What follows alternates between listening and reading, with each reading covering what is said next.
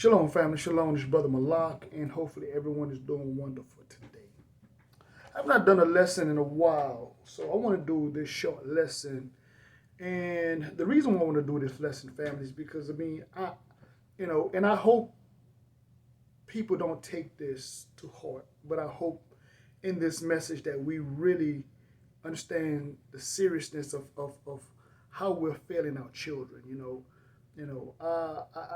I'm seeing these sisters just keep making the same, they say mistakes by dealing with men that are not, number one, that are not taking care of their babies, that are not taking care of these children.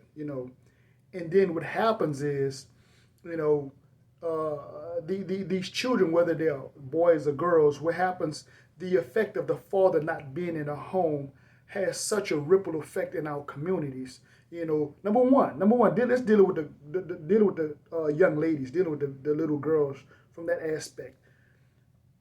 A righteous man or a righteous father, the way he not only treats the mother, but the way he treats that little girl shows her what kind of man that she should be looking for when she's ready to get married. You know what I'm saying? Even though the parents should be the guardians over that relationship and monitor the relationship, and the father should have the power or the authority to agree or disagree whether that young lady should marry said young man. But my point is this: if you as a man, if you're absent in these children's life, in these little girls' life, what happens is you're sending the kind of message, or you're sending the kind of imagery in her mind that is acceptable for her when she begins when a young man tries to court her. He's irresponsible. He's not only irresponsible from the standpoint of not taking care of her, but from a financial standpoint or what have you, but from an emotional standpoint, how he treats her, because she's willing to accept anything. She's willing to accept this man not giving her that quality time because of the fact that you have not given her that quality time.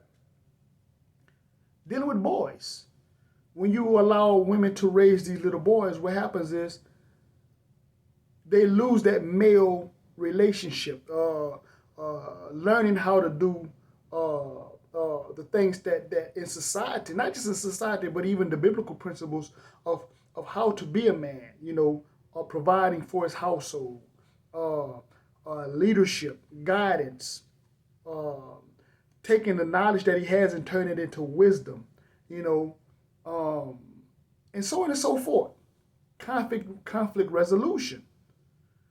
And these are fundamental principles that we are allowing our children to miss out on because of the absentees of the father. Now, I'm not saying that an absent mother doesn't play an effect on the children, but my point is, we really see the ripple effect by taking the father out of the house, number one.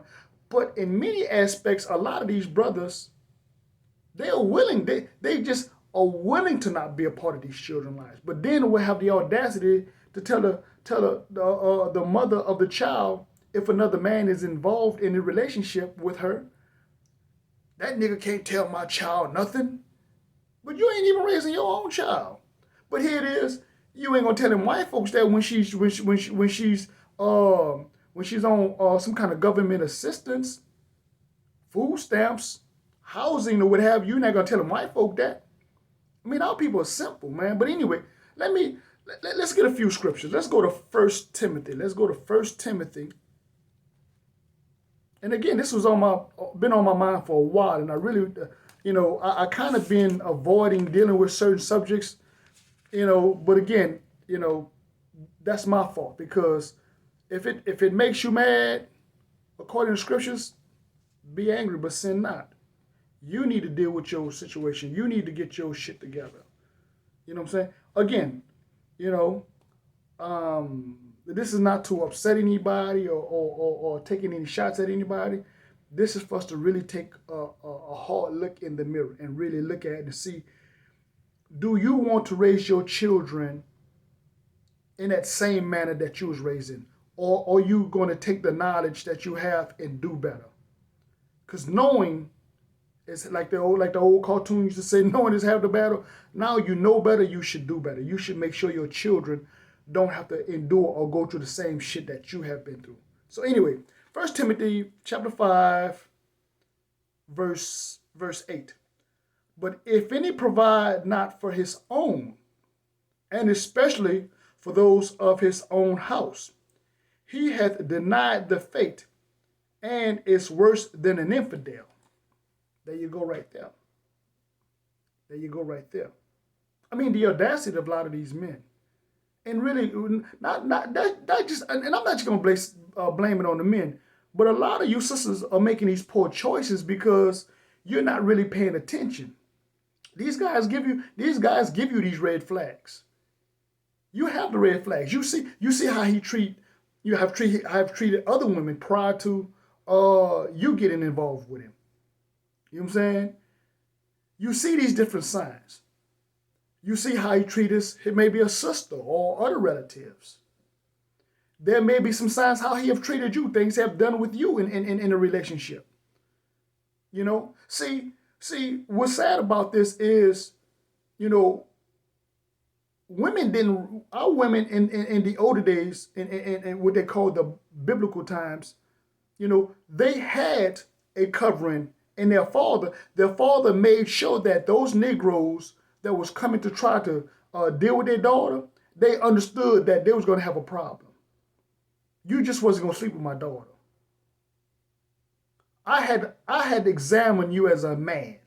So now when you take the man out of the relationship or out of the family, what happens? The mom just usually let things go.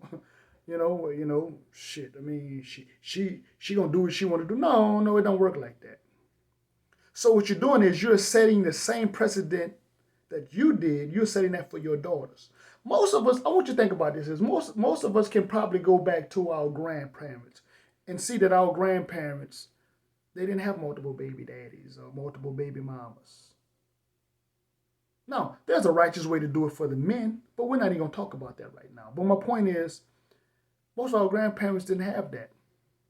But when we go one generation, we can see the effects of baby mama or baby daddy drama. We can see the effects of that. And it's sad. It's sad. You know, taking the man out of the house. But again, not just blaming it on the men, but the responsibility of the women.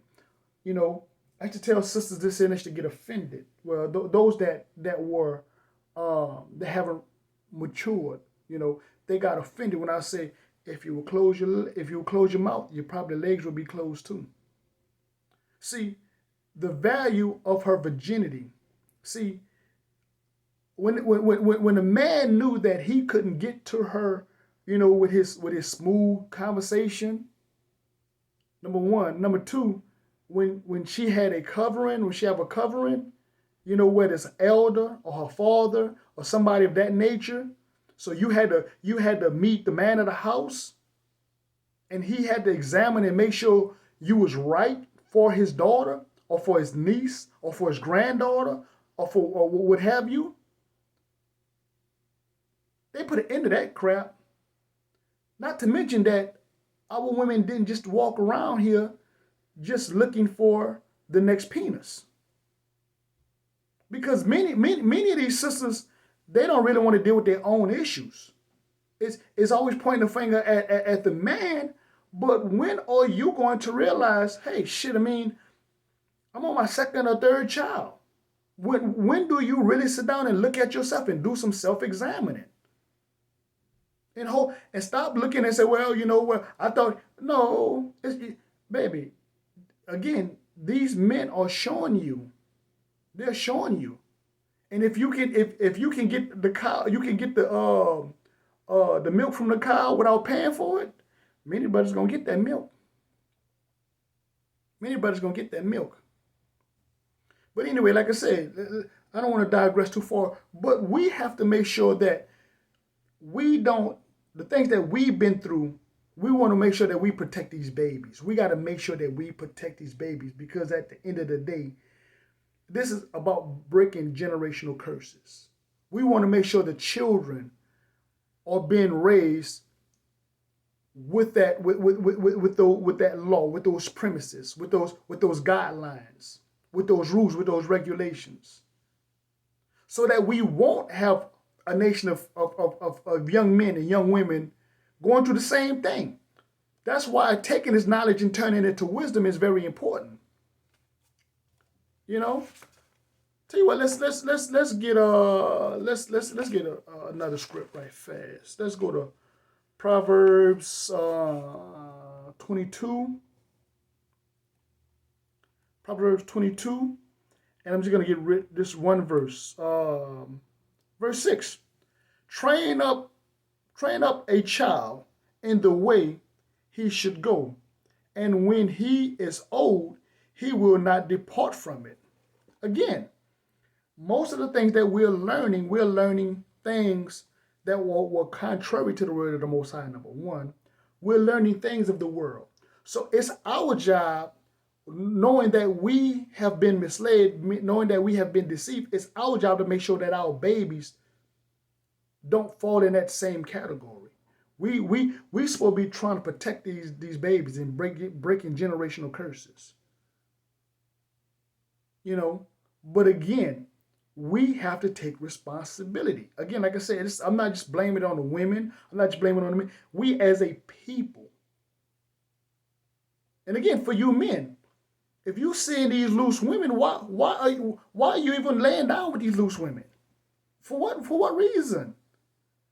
We married women that we understood their value. Our forefathers married women that were shamefaced it. You know, these women nowadays come with this feminist ideology. Well, I don't need no man. You know? And again, this is all induced by society, by white supremacy, to divide and conquer. So again, we can't just blame it on the women. We have to look at the men. What kind of women are you choosing? You know, I could go back to my grandfather. I could go to my grandmother. She knew her place with my grandfather. That didn't mean my grandfather would verbally or physically abuse her, but she knew her place. And he was a man. My grandma didn't go around sticking her finger in my grandfather's face and checking him and all that kind of stuff, and rolling her head and shut up and blah, blah, blah, blah, blah, and where you been and how long you been and where you going and blah, blah, blah. My grandmother didn't do that. But you see that with these, and women think that's cute. Because they got that funky ass attitude. And a lot of y'all men, y'all accept that. Y'all think that's cute. It's not cute for a woman to emasculate you. I mean, again, it's going to upset some people, but I got to call a spade a spade. It is what it is. If you upset, like the old saying, if the shoe fit, lace it up. Because again, what are you teaching your children? What are you teaching these babies? Gather thyself together, O nation not desired. Get yourself in order. Get your house in order. If a man can't rule his house, he can't rule the kingdom of Elohim. Of Yah, he can't rule the kingdom of the Most High. And ruling don't mean you just going to abuse your wife. That doesn't mean that.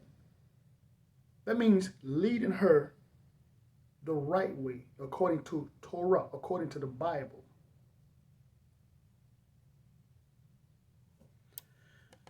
Man, again, like I say, I've had these conversations with many of sisters, and it's sad, and even many of brothers. I mean, brothers don't know. They allow their wife to check their phone and check their Facebook account and this and that. There, man, let me tell you something. You know, don't let no woman take your balls. Again, that don't mean you supposed to be going out there whoring around. But again, there's things that should be done from a biblical standpoint that's righteous. That's a whole nother subject. I don't want to get in because see, I tell people this all the time. This book, again, mine's all beat up again, but I love it. But anyway, I tell people most of our people not ready for this book. Most of our people just really they're gonna slap a Hebrew name on themselves. They're gonna wear some fringes. The women gonna wrap their head, and they think this is it. This is about a culture. It's about a custom. You know what I'm saying? That most of our people are really and truly, they really don't want to be able to. It's just the same thing they was doing in Christianity. They just put a different label on it. It's the same foolishness. They're not really about this book. Our people were into agriculture. They were into farming. The men were into building things with their own hand. The people were self-sufficient. You know what I'm saying? The men they were able to defend their house. You know what I'm saying? They had the moral. They had the morality in the moral principles of not going steal another man's stuff that was working hard. They would rather go out there and work hard before they take something from another brother or a sister or from a family. But nowadays, everybody wants this instant success. They want this microwave success. Just go to Walmart, buy the success, put a little water on it, and push 15 minutes, and they got it. They don't want to really work hard. I grew up around, like I said, around men that taught me roofing, taught me carpentry, mechanics, and things of that nature. My grandmother, she even taught me gardening. But our people they don't want to work hard. They just want things given to them, and then they want to complain. Or they jealous of people that have worked hard and acquired things, and they want to take their shit. And then when something happened to them, or something happened to their child, the first thing they say, well, you didn't have to kill him, but your child broke into my house, broke into my car with a gun. What you think I'm going to do? I'm going to defend myself. Because he or she will kill me. But if they had structure in their life, if they had leadership in their life, if they had somebody disciplining them, like the scripture says, or spare the rod, spoil the child. Somebody was disciplining them and showing them, they wouldn't turn out like that. Again, we got to get our minds together. We have to get our minds straight. Get out of this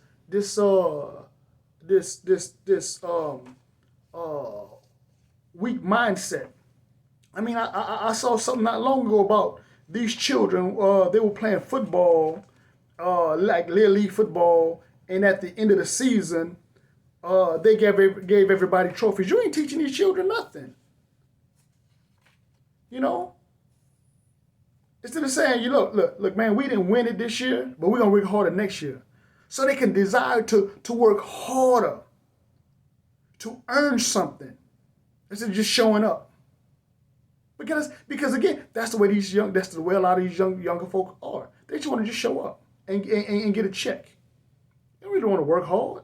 Again, this only applied to those that it applied to. It don't apply to everybody. Because, let's be honest about it. There were people in my generation that had that mindset.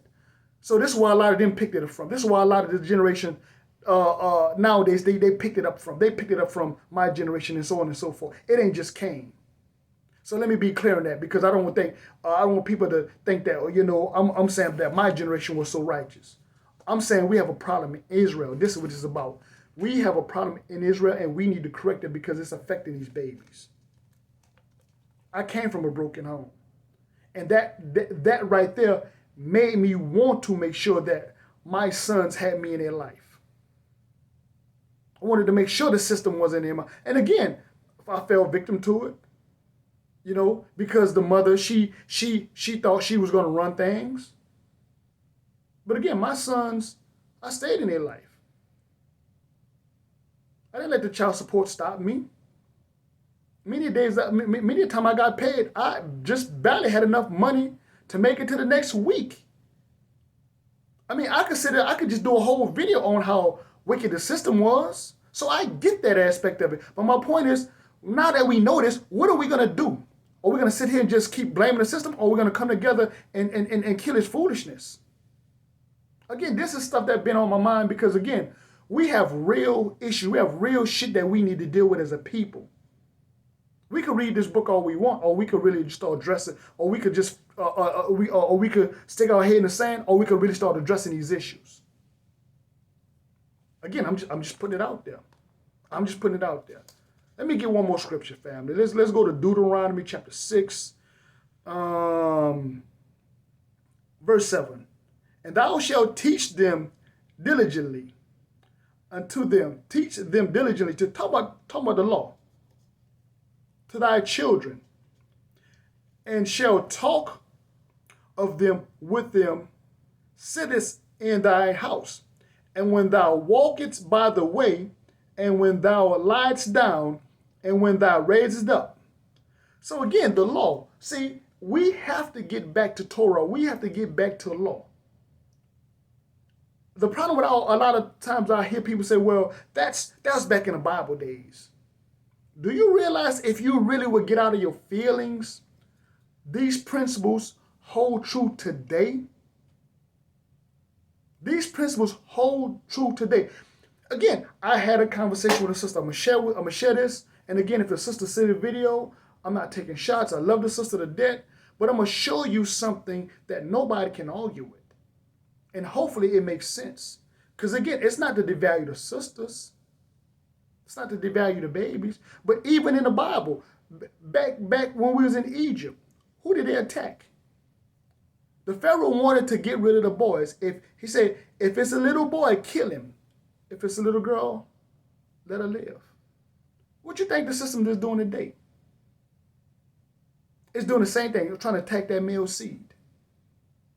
I heard a report that 60% of the children that were born with autism were young black boys. Again, I don't know the data, but I know that more little black boys are affected with autism than any other sex or nationality. Pure fact. Do you know that statistically there are more boys born than girls, but by the time they're 18 years old, you have maybe a 9, maybe 10 ratio boys to girls? It's reported that there are more black men in prison than there are black women and white women in prison. Again, I want you to think about those numbers. It's reported that there are more black men in prison than white women and black women combined. Abortions. There are more black boys aborted than girls. See, if you take away the male seed, you have just won the battle. This is why when these people went into war, that's what they did. They killed off the male child and let the women survive. See, because the boy posed a threat, the male seed posed a threat. And there's an attack on us, family. And if we don't get our mind right, we can't blame nobody but ourselves, because we see it. We've seen it in the previous generations, and now we see it today. And it ain't changing unless we're going to do something about it. Or we're going to continue to just blame one another. There's enough blame to go around. But when are we going to take responsibility? When are we going to take responsibility for our actions, men and women? With that being said, as usual, peace, love.